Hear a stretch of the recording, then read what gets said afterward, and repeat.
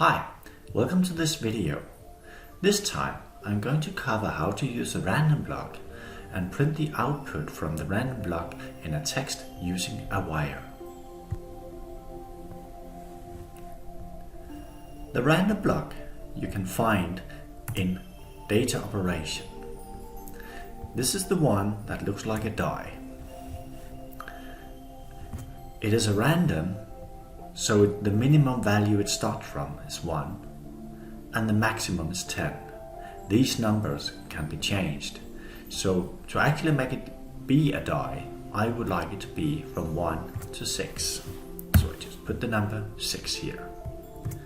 So when I write it on a display, of course I need a display block. So I put in a display and I change it exactly as we did before to use a wired input and the text to be a text using pixels. So I open up the preview of it. So that's why I need to move it down so we can see it there. And then the wired input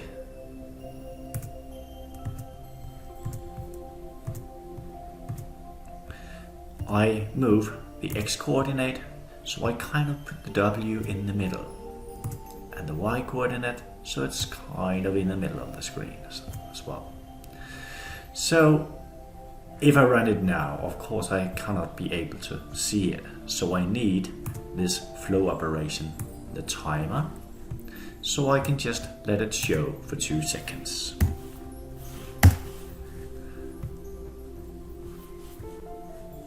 So now that I run this one, it gives me a random value and the result of the value goes here.